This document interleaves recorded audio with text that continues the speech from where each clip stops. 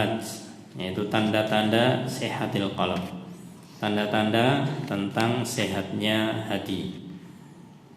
Maka sebagaimana pada pembahasan sebelumnya, bahwasanya yang namanya hati ini ada hati yang sehat, ada hati yang sakit, dan ada hati yang mati bahkan.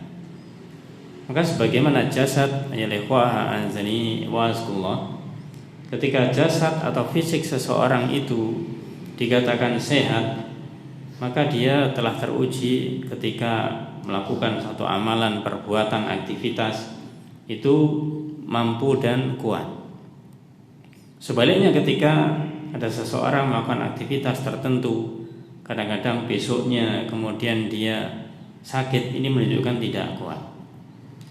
Maka hati pun ini juga mirip dengan itu, yang artinya bahwasanya sehat dan sakitnya hati kita ya tergantung kita. Tergantung kita bagaimanakah kita itu membuat hati kita mau sehat ataukah membuat hati kita sakit. Dan inilah yang mungkin sering terlupakan. Kalau melihat atau kita memperhatikan fisik jasad kita, Masya Allah, kita tidak pernah lengah, kita pernah lalai. Urusan makan, urusan minum, ya, urusan beli ini beli itu untuk dikonsumsi, itu tidak pernah lengah. Tapi masalah hati sering terlupakan. Nah, ketika kita lengah di dalam masalah hati ini, maka dikhawatirkan ada penyakit yang masuk di dalam hati kita. Kalau kita tidak mempedulikan penyakit itu, bisa mati hati kita. Namun sebaliknya, kalau kita menginginkan tidak hanya sehat fisik, tidak hanya sehat jasad, tapi juga hati kita sehat, apa sebagai alamat, apa sebagai tanda-tanda kalau hati kita itu sehat. Karena kita tidak cukup untuk mengatakan alhamdulillah hati saya sehat. Tapi bagaimanakah buktinya? Bisa jadi secara fisik Masya Allah, ya, kuat, sehat, tapi bisa jadi hatinya adalah hati yang sakit, naudzubillah. Maka untuk mengetahui tanda-tanda yang sehat ya ikhwah azanillah, kita sebutkan beberapa poin-poin yang penting. Di antara tanda-tanda hati yang sehat, yang pertama adalah hati yang sehat ini selalu mengutamakan hal-hal yang bermanfaat, mendahulukan dan mengutamakan hal-hal yang bermanfaat. Ini maknanya bahwasanya ketika seseorang itu menghadapi yaitu pilihan, atau mungkin ada suatu amalan yang itu mungkin ada pilihannya, atau dua amalan. Amalan mana yang dilakukan? Apakah amalan yang A atau amalan yang B? Maka ketika dia melihat amalan tersebut, kemudian dia memperhatikan efek-efek dari amalan itu, maka ketika hati ini sehat, dia akan tahu, dia akan memilah dan memilih di antara amalan A dan B ini mana yang lebih bermanfaat. Al-Imam Ibnu Qayyim al-Jauziyah rahimallahu taala mengatakan bahwasanya hati yang sehat itu lebih mengutamakan yang bermanfaat daripada yang berbahaya. Ini menunjukkan bahwasanya amalan kita itu bisa jadi mengundang manfaat dan sebaliknya bisa mengundang bahaya. Maka beliau mengatakan bahwasanya siapa yang lebih mengutamakan yang bermanfaat daripada yang berbahaya, itu hati yang sehat. Di antara contoh-contohnya ikhwah azani wa'azkullah, mengutamakan masalah-masalah yang bermanfaat. Yang pertama adalah contohnya yaitu selalu memperhatikan keimanan. Oleh karena itu Rasul bersabda, jaddidu imanakum bila ilaha illallah. Perbaharuilah iman kalian dengan kalimat la ilaha illallah. Yang artinya bahwasanya iman kita ini tidak cukup hanya diam, hanya sekedar pokoknya sudah beriman selesai, tidak. Tapi harus diperbaharui. Diperbarui dengan apa? Kalimat la ilaha illallah. Yang artinya kita harus memahami makna kalimat la ilaha illallah, sehingga hati kita itu betul-betul mengikuti apa yang jadi konsekuensi, apa yang jadi tuntutan dari kalimat la ilaha illallah tersebut. Maka ini diantara contoh hati yang sehat. Selalu perhatikan keimanan. Kalau kita memperhatikan keimanan kita setiap saat, setiap waktu, ya, maka ini menunjukkan sehatnya hati. Oleh karena itu, maka di dalam kaidah para ulama disebutkan al-imanu yazidu wa yanqus. Bahwasanya iman ini bisa bertambah dan bisa berkurang. Yazidu bitta'ah, akan bertambah iman ini dengan ketaatan, wa yanqusu bil ma'siyah, dan akan turun, ya, akan berkurang dengan kemaksiatan. Maka dari itu iman ini tidak tetap, akan tapi bisa naik, bisa turun. Kalau kita memperhatikan keimanan kita secara kontinu, secara terus menerus, apakah keimanan kita mengalami kenaikan ataukah keimanan kita sedang turun? Mengetahui keimanan kita sedang turun itu menunjukkan hati yang sehat, karena tahu kalau imannya sedang turun. Sebaliknya, ketika seseorang itu antara imannya naik dan imannya turun, dia tidak mengetahui, nah ini berbahaya, bermasalah. Ini berarti dia tidak peduli dengan keimanannya. Misalkan terkait dengan masalah amalan keseharian. Biasanya kita di dalam melaksanakan salah satu syarat Allah, misalkan sholat, ambillah sholat sunnah, ya, sholat duha atau mungkin sholat lail, sholat malam, atau mungkin sholat rawatib, ya. Biasanya ketika kita melakukannya itu semacam tidak ada kendala. Mau sholat duha dimudahkan, sholat malam dimudahkan, sholat rawatib dimudahkan. Akan tetapi suatu saat kita itu mau melaksanakan misalkan sholat malam, terasa sulit untuk bisa bangun dan sholat malam, dan kita sadar, kenapa kok kita tidak seperti biasanya? Kenapa kok kita tidak seperti biasanya? Maka kita mengetahui perubahan kebiasaan kita, meskipun itu mengalami penurunan, tapi kita paham, kita mengetahui ini ada penurunan, berarti hati kita masih sehat.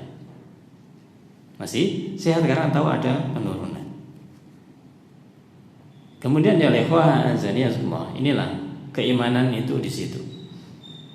Contoh yang lain adalah seperti sekarang ini, yaitu talabul ilm, menuntut ilmu atau mencari ilmu. Ini juga termasuk hal yang bermanfaat.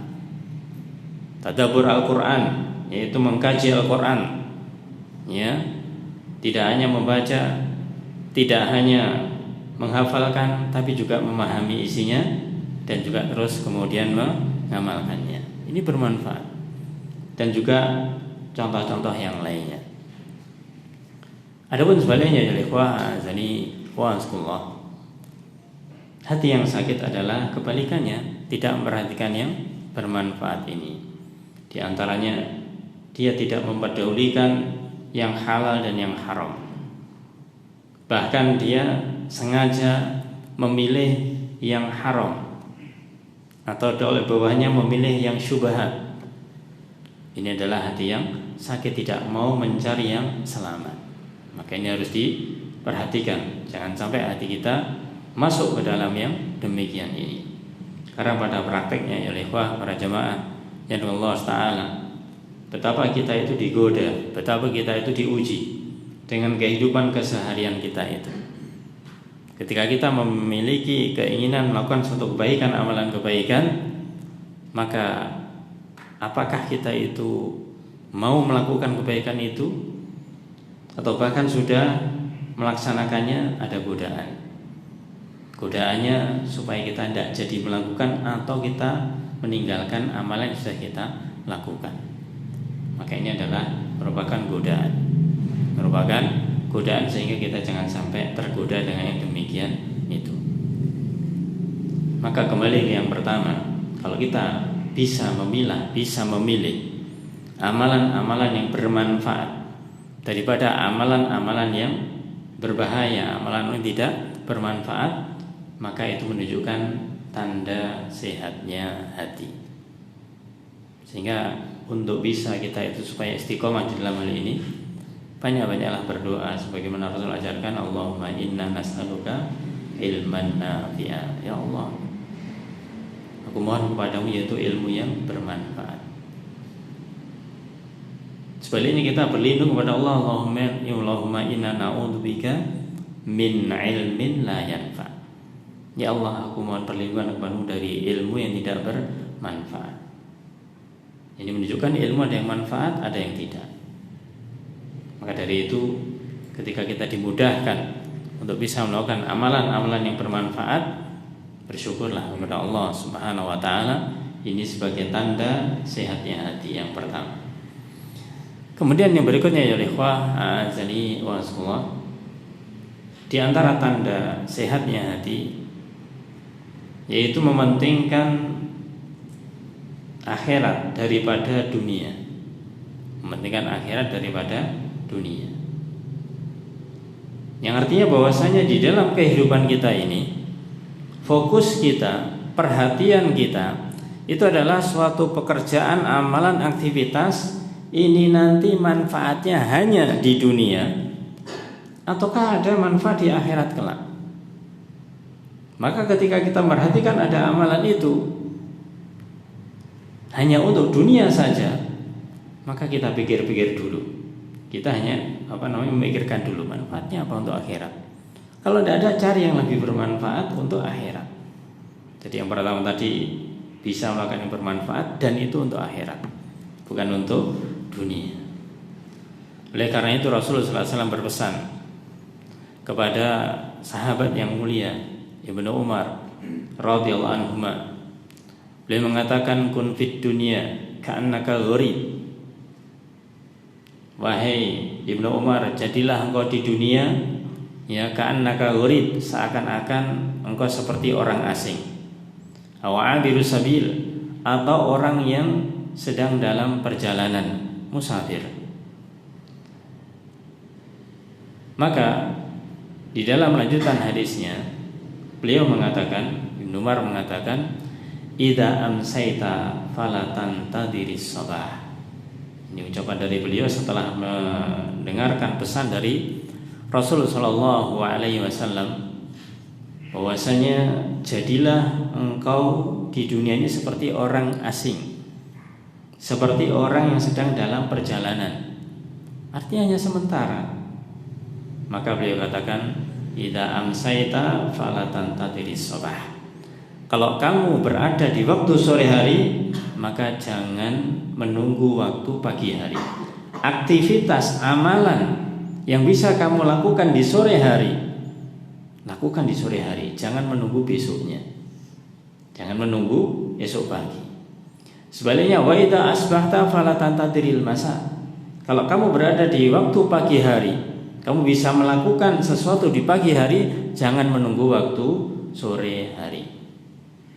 Maka di akhir beliau katakan, wa khudh min sihhatika limarotik. Ambillah, pergunakanlah kesehatanmu atau waktu sehatmu sebelum datang waktu sakitmu. Wa min hayatika limautik, dan pergunakanlah waktu hidupmu untuk menghadapi kematianmu. Ayat ikhwah azani wa azkullah. Ini adalah satu pesan Rasulullah SAW kepada Ibnu Umar radhiyallahu anhu, dan kemudian beliau menegaskan, menambahkan bagaimanakah pentingnya kita itu untuk memikirkan tentang akhirat lebih daripada dunia. Kita lebih mementingkan atau lebih memperhatikan, lebih mengutamakan kehidupan akhirat daripada kehidupan dunia ini. Kita tahu bahwasanya dunia adalah fana, akan sirna, tetapi akhirat adalah baqa, yaitu kekal. Ayo ikhwah azani wa azakumullah. Maka untuk bisa mempersiapkan diri menghadapi akhirat ini, marilah kita itu selalu memperhatikan seluruh atau segala amalan-amalan kita ini manfaatnya hanya saat itu atau bisa untuk ke depan, bahasa sekarang. Ke depan maksudnya adalah untuk akhirat. Kita ambil contoh misalkan amalan-amalan yang ringan, amalan-amalan yang biasa, menolong orang. Ada orang misalkan butuh bantuan mengangkat barang. Ketika kita tidak memiliki keilmuannya, ya ikhwah, mungkin kita hanya muncul rasa kemanusiaan saja. Hanya rasa kemanusiaan saja, kasihan orang ini butuh bantuan. Ya sudah, tak bantu. Ya, kita membantunya.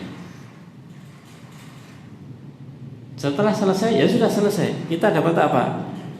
Ya, kita dapat nama baik. Kita dapat nama baik. Maka daripada hanya sekedar itu, dapat ucapan terima kasih misalkan.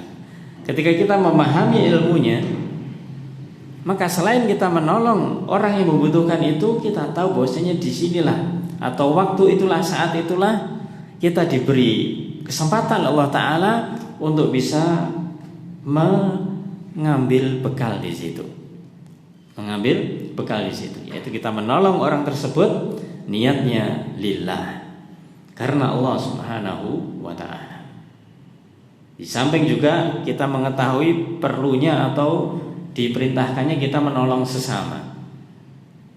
Maka ini yang dipentingkan adalah sekecil apapun aktivitas yang kita lakukan, maka kita berharap, kita tujukan, kita arahkan, itu adalah bisa bermanfaat untuk akhirat kita, bisa menjadi bekal untuk akhirat kelak kita. Karena memang yang namanya kehidupan akhirat ini adalah kehidupan yang bahasa adalah ghaib, tidak tampak sekarang. Tapi begitu banyaknya disampaikan, baik itu dalam Al-Quran maupun dalam hadis Rasulullah SAW tentang bagaimanakah keadaan akhirat. Adapun dunia adalah kita hadapi, kita berada di dalamnya. Nah, bisakah kita ini kemudian menghadirkan sesuatu yang ghaib itu lebih untuk kita tuju daripada sesuatu yang hadir di hadapan kita? Karena di hadapan kita hanya sementara sifatnya, dunia ini sementara saja. Adapun akhirat adalah kekal. Maka Rasul pernah bersabda kepada yaitu orang Muhajirin dan Ansar, mendoakan mereka. Beliau bersabda, Allahumma la aisha illa aishul akhirah. Ya Allah, tidak ada kehidupan yang kekal dibandingkan kehidupan akhirat. Fa aslihil ansar wal muhajirun, maka baguskanlah urusannya orang Ansar dan orang Muhajirin. Ini beliau menunjukkan berdoa untuk mereka supaya mereka diberi kehidupan akhirat. Kehidupan yang terbaik adalah kehidupan akhirat, bukan kehidupan dunia. Dalam lafaz lain beliau yaitu memintakan ampun, Allahumma la aisha illa aishal akhirah. Ya Allah, tidak ada kehidupan yang kekal dibandingkan kehidupan akhirat. Faghfir li alil ansar wal muhajir, maka ampunilah orang-orang Ansar dan orang-orang Muhajirin. Ini di awal statementnya, ya, lafadznya, hadisnya Rasulullah SAW sebutkan bahwasanya tidak ada kehidupan yang hakiki, kehidupan yang kekal kecuali kehidupan akhirat. Oleh karena itu, ya ikhwah, Ali bin Abi Thalib radhiyallahu an ini pernah mengatakan dengan pesan yang sangat indah. Beliau mengatakan yaitu irtahalatid dunya mudbiratan wartahalatil akhirah muqbilatan. Bahwasanya dunia ini pergi meninggalkan kita. Jadi dunia ini pergi meninggalkan kita, kita ditinggal oleh dunia. Kita memiliki umur. Kita memiliki umur. Meskipun secara angka umur kita semakin bertambah, namun hakikatnya adalah jatah kita semakin sedikit. Ya, kita ditinggal oleh dunia ini. Wartahalatil akhirah muqbilah. Kita ditinggal oleh dunia dan kita didatangi oleh akhirat. Berarti kita itu berjalan menuju akhirat, ya para jamaah. Kita berada di dunia ini sedang menuju perjalanan akhirat. Dunia meninggalkan kita dan di hadapan kita adalah akhirat. Maka kita harus sadar sesadar-sadarnya bahwasanya siapapun diri kita, maka kita pasti akan menuju yang namanya akhirat ini. Sekarang kita mungkin berada di dunia, umur kita sekian, masih bisa beraktivitas. Allah yang menentukan umur kita. Kita tidak tahu sampai berapa umur kita yang diberikan Allah Subhanahu wa taala. Maka kita nanti setelah dipanggil Allah taala masuk ke alam barzah, berikutnya adalah alam akhirat.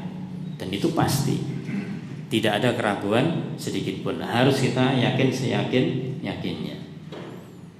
Maka setelah beliau menyampaikan bahwasanya dunia meninggalkan kita, akhirat akan mendatangi kita, wali kulli wahidatin minhuma banun. Dan masing-masing dari dua alam ini memiliki anak-anak. Dari dunia memiliki anak-anak, akhirat juga memiliki anak-anak, generasi. Fakunu min abna'il akhirah. Jadilah kalian yaitu anak-anaknya akhirat, generasinya akhirat. Wala takunu min abna'id dunya, dan jangan kamu menjadi anak-anaknya dunia, menjadi generasi dunia, hanya berpikir tujuannya dunia saja. Mungkin, dan itu terbukti banyak, bahkan seseorang yang dia itu Masya Allah, amalan-amalan di dunia ini bahasanya yaitu banyak sekali, populer, bahkan dia terkenal bahkan di dunia. Akan tetapi yang disayangkan adalah amalannya yang besar, amalan yang banyak untuk dunia ini ternyata tidak berdampak sama sekali akhiratnya. Karena dia dengan akhirat saja tidak percaya. Dengan akhirat saja dia tidak percaya. Sehingga dikejar adalah dunia. Bagaimanakah dia itu bisa untung di dunia, nama baik di dunia, aman di dunia, tidak memperhatikan yaitu keuntungan di akhirat, tidak memperhatikan keamanan di akhirat. Ini adalah ciri orang-orang kafir. Orang kafir karena tujuannya adalah dunia. Maka di akhir pesan beliau mengatakan, fa innal yauma amalun wala hisab. Maka sesungguhnya hari kita di dunia ini amalun, tempatnya beramal, tempatnya beraktivitas, tempatnya berusaha untuk mengumpulkan bekal. Wala hisab, dan belum ada perhitungan amal. Dan besok yaitu di akhirat hisabun wala amal. Besok di akhirat adalah waktunya hisab, waktunya perhitungan amal, dan tidak ada lagi amalan. Orang-orang kafir nanti akan menyesal ya, dengan apa yang telah dilakukan di dunia ini. Maka kita sudah diingatkan oleh Rasul sallallahu alaihi wasallam, oleh Allah Taala, bagaimanakah kita itu harus memanfaatkan waktu sebaik-baiknya ketika di dunia ini. Karena kita tempatnya beramal di sini. Tempatnya kita beramal di dunia. Maka jangan sampai kita itu lalai untuk beramal di dunia, tapi tujuannya adalah akhirat. Bukan beramal dunia untuk dunia lah. Tapi amalan kita di dunia tujuannya adalah untuk akhirat. Sehingga Allah berfirman dalam surat Al-A'la yang sering kita dengarkan, bal tu'thirunal hayatad dunya wal akhiratu khairun wa abqa. Bahkan kalian itu lebih mengutamakan kehidupan dunia. Ini menunjukkan bagaimanakah manusia secara umum mereka itu lebih mengutamakan kepentingan kehidupan dunia, keuntungan di dunia. Padahal Allah berfirman wal akhiratu khairun. Padahal akhirat itu lebih baik, wabqa, dan lebih kekal. Hanya orang-orang yang beriman, hanya orang-orang yang yakin bahwasanya kehidupan akhirat adalah hak, benar, dan nanti ada hisab di sana, maka dia akan berusaha bagaimanakah mengisi waktu hidupnya di dunia ini lil akhirah, yaitu untuk kehidupan akhirat kelak. Ayol ikhwah azani wa asallam. Kadang-kadang kita itu mikir, kenapa sih kok harus memikirkan akhirat? Kenapa kok kita tidak memikirkan dunia saja? Kita ada di dunia ini. Nah, inilah hati-hati. Ini adalah keimanan. Ketika seseorang memiliki keimanan, justru dia itu pertanyaannya terbalik. Kenapa kok hanya mikir dunia toh? Kan akhirat nanti yang hakiki, yang kekal adalah di akhirat. Kenapa orang-orang hanya memikir dunia saja? Kita tanyakan pada diri kita, apakah kita sementara ini diberi waktu Allah ini memikirkan dunia saja, ataukah kita juga sudah memikir akhirat? Maka jangan terpengaruh oleh orang-orang yang mereka itu meragukan tentang adanya kehidupan akhirat. Dan banyak orang yang awam, orang-orang yang mereka itu tidak paham. Mereka dengan mudahnya terombang-ambing oleh ucapan-ucapan, omongan-omongan yang semacam tadi itu. Akhirat kan nanti, sekarang kan dunia, ya yang penting dunia dulu, akhirat nanti saja. Misalkan demikian. Ucapannya ringan tapi membekas. Bagi orang-orang awam sangat membekas. Iya ya, memang demikian. Kita sekarang sedang berada di dunia, kenapa mikir jauh-jauh di akhirat? Nah ini adalah syubhat. Maka seorang yang mukmin, orang yang beriman tidak demikian. Justru mereka seharusnya sedih, seharusnya bahkan menangis ketika melihat dirinya yang dimana mungkin dia itu masih meluangkan waktunya untuk akhirat sangat sedikit, bahkan mayoritas waktunya untuk dunia saja. Jangan lihat orang lain ya lewat, lihatlah diri kita sendiri. Kalau kita mau menginventarisir waktu yang Allah berikan kepada kita ini, berapa waktu yang kita sudah gunakan untuk akhirat dan berapa waktu yang kita gunakan untuk dunia. Kalau 50-50 itu masih lumayan. Masih lumayan kalau 50-50, 50% masih lumayan. Ya. Tapi ingat, wal akhiratu khairun wa abqa. Akhirat itu lebih baik dan lebih kekal. Wal akhiratu khairun laka minal ula. Akhirat itu adalah lebih baik bagimu daripada yang pertama, yang dunia ini. Maka dari itu jangan dibuat 50-50. Sehingga orang biasanya mengatakan syubhatnya, kita itu di dunia itu yang seimbang, dunia itu yang seimbang. Jangan hulu, jangan keterlaluan. Ya, sudah seimbang saja, dunia dan akhirat ini seimbang. Na'udzubillah, tidak seperti itu seorang mukmin. Tidak seperti seorang muslim yang mereka itu menyeimbangkan kepentingan dunia dengan kepentingan akhirat.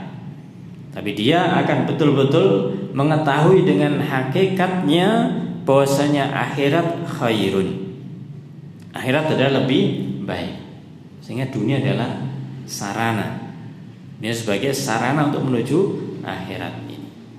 Inilah ciri hati yang sehat, ketika kita selalu terpaut bahwasanya apa yang kita lakukan ini, apa manfaatnya di akhirat kelak. Ayo ikhwah azani wa asallallahu. Jadi tanda hati yang sehat adalah seseorang yang dia itu memiliki hati, memiliki perhatian, yaitu mengutamakan akhirat daripada dunia. Adapun yang ketiga ya ikhwah azani wa asallallahu, itu seorang yang memiliki hati yang sehat, maka dia tidak henti-hentinya, dia bahkan membiasakan yaitu at-taubah, bertaubat kepada Allah Subhanahu wa ta'ala. Biasanya seseorang itu istighfar dan taubat itu ketika salah saja. Secara praktek para jamaah ya ikhwah azakumullah, kita itu melakukan kesalahan, melakukan perbuatan dosa, melakukan kemaksiatan, itu bisa dengan bahasa kita yaitu pasti. Tapi sebaliknya, kita melakukan ketaatan, kita melakukan kebaikan, kita melakukan perbuatan yang bermanfaat, itu belum tentu. Kalau keburukan, dosa, kemaksiatan sudah pasti, sementara kebaikan belum tentu, maka taubat ini yang harus menjadi senjata kita. Taubat yang harus menjadi senjata kita, istighfar atau menjadi senjata kita. Karena betapa banyak dosa, betapa banyak kesalahan yang mungkin tidak kita sadari namun kita lakukan. Sehingga Rasul sallallahu alaihi wasallam yang telah dijamin masuk surga, yang telah diampuni dosanya, baik yang lalu maupun yang akan datang, masih membiasakan diri istighfar berapa kali dan taubat. Ada riwayat 75 atau yaitu 100, tidak kurang dari itu. Beliau Rasul sallallahu alaihi wasallam. Kita kalau mau menghitung berapa kali untuk mengucapkan astaghfirullahaladzim wa atubu ilaihi, ya, kita ingatnya membaca istighfar ba'da sholat itu pun hanya 3 kali. Di luar itu bagaimana? Kalau pas ingat saja. Maka dari itu ya ikhwah azanillah, jadikanlah istighfar dan taubat menjadi zikir kita. Zikir pagi, zikir petang misalkan, dibaca di situ. Maka orang yang dia itu mudah istighfar dan taubat kepada Allah Subhanahu wa taala, ini menunjukkan hatinya dia sehat. Dia menunjukkan hatinya sehat karena tahu dirinya sakit. Kalau orang sakit nggak ngerti dirinya sakit, ya itu orang sakit kan. Orang yang sehat dia akan tahu dirinya sedang sakit. Maka dari itu kalau kita mengetahui kekurangan kita, maka kita beristighfar dan taubat kepada Allah Subhanahu wa taala. Sehingga Allah SWT berfirman dalam surat Al-An'am ayat 162-163 yang tidak asing bagi kita, di mana Allah berfirman, inna sholati wa nusuki wa mahyaya wa mamati lillahi rabbil alamin. Sesungguhnya sholatku, sesungguhnya ibadahku, sesungguhnya hidupku, sesungguhnya matiku lillah, itu untuk Allah Rabbul alamin, Rabb semesta alam, la syarikalah, tidak sekutu baginya. Wa bidzalika umirtu wa ana awwalul muslimin. Dan dengan demikian diperintahkan kepadaku dan kepadalah orang yang pertama berserah diri kepada Allah Subhanahu wa taala. Istighfar atau ikhwah azani wa azkullah, ini amalannya sebenarnya ringan, sebenarnya mudah. Kita melafadzkan dengan lisan kita astaghfirullahaladzim wa atubu ilaihi, astaghfirullahaladzim wa atubu ilaihi, itu sebenarnya ringan dan mudah. Tapi bagi orang-orang yang tidak terbiasa, bagi orang-orang yang tidak membiasakan dengan lafaz tersebut, maka sangat sulit. Meskipun dia untuk melafadzkannya masya Allah lancar, tapi ini butuh yang namanya kebiasaan. Maka hati yang sehat adalah hati yang dengan mudahnya mereka sedikit-sedikit mengucapkan lafaz istighfar dan lafaz-lafaz taubat kepada Allah Subhanahu wa taala. Maka dari itu biasakanlah kita itu mengucapkan lafaz astaghfirullahaladzim wa atubu ilaihi. Ya, di mana kita mengucapkannya? Baik itu di waktu-waktu katakanlah seperti tadi doa pagi dan petang, zikir pagi dan petang, atau di segala waktu. Di segala waktu. Tidak ada salahnya kita itu mengucapkan lafaz itu walaupun kita tidak tahu salah kita apa. Karena istighfar dan taubat ya ikhwah azikullah, kita tidak sampaikan di awal, itu menunjukkan bahwasanya ketidaktahuan diri kita akan apa yang menjadi kekurangan kita, akan amalan-amalan yang kita tidak tahu itu mengundang dosa. Maka inilah pentingnya istighfar dan taubat. Jangan malah kita balik bertanya, kenapa saya kok harus istighfar, kenapa harus taubat, salah saya apa?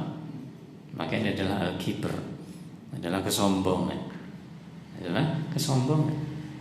Karena Rasul bersabda, kullu bani Adam khata'.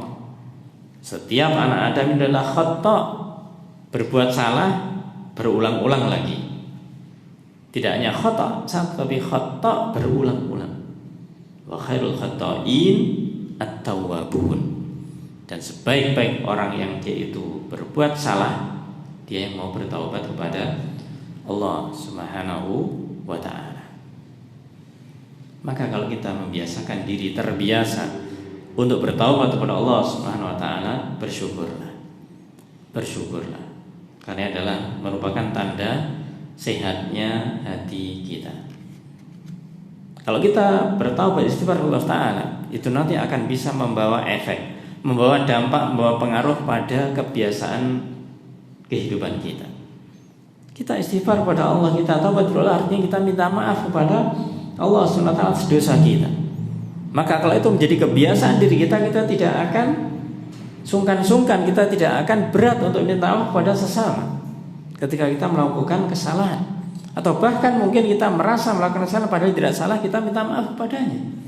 Ini efek dasar asar dari kebiasaan untuk istighfar dan taubat. Betapa banyak ya ikhwah azanillah orang ide itu untuk mengucapkan alafu minkum. Ya, saya mohon maaf, ngapunten. Ini berat bagi mereka, apalagi dia memiliki kedudukan, dia memiliki jabatan, dia memiliki harta, dia orang terpandang, seorang tokoh. Ketika salah, maka untuk minta maaf itu cari momen dulu, cari momen dulu untuk minta maaf, nggak langsung saat itu, ya karena tergoda oleh kedudukannya. Kalau saya minta maaf langsung, nanti saya merasa kedudukannya jatuh dan seterusnya. Maka janganlah seperti itu. Kalau kita terbiasa istighfar dan taubat kepada Allah Subhanahu wa ta'ala, walaupun ada orang katakanlah menggoda kita, yang jelas yang salah itu dia, ya. Kemudian setelah menggoda kita ketemu dia, kita minta maaf, tidak ada salahnya. Maaf kemarin, ya mungkin ketika kamu menggoda saya begini dan begitu. Minta maaf, padahal seharusnya minta maaf dia. Ayo ikhwah azani wasallam. Inilah di antara alamat, di antara tanda sehatnya hati seseorang, yaitu terbiasa untuk bertaubat, istighfar kepada Allah Subhanahu wa ta'ala. Sebagai kesimpulan, ini ada beberapa poin tentunya, insyaallah nanti kita teruskan di waktu yang lain. 3 poin yang sudah kita sampaikan, bahwasanya 3 tanda ini hendaklah kita pahami dan kita ingat-ingat. Yang pertama tadi, hendaklah kita itu mengutamakan hal yang bermanfaat daripada yang membahayakan. Kemudian yang kedua, mengutamakan akhirat daripada dunia ini. Dan yang ketiga, maka biasakanlah untuk bertaubat. Jadikanlah taubat adalah sebagai hidup kita, pegangan hidup kita. Itu akan membuat diri kita bahasanya itu yaitu lego, ya, diri kita orang yang puas, karena kita tidak ada perasaan-perasaan yang berat ketika kita minta maaf, ketika kita mengatakan minta maaf, atau mungkin kita mengatakan afu minkum dan yang lain pada orang-orang yang mungkin kita merasa salah padanya meskipun tidak salah. Itu ringan bagi kita. Ini adalah dampak dari kita biasa taubat istighfar kepada Allah Subhanahu wa ta'ala. Semoga Allah selalu mudahkan kita untuk bisa memiliki tanda-tanda sehatnya hati ini dan kita diistiqomahkan di dalamnya. Wallahu a'lam bishawab. Kita cukupkan sampai di sini dengan kafaratul majelis. Subhanallah wa bihamdika asyhadu an la ilaha illa anta astaghfiruka wa atubu ilaik. Assalamualaikum warahmatullahi wabarakatuh.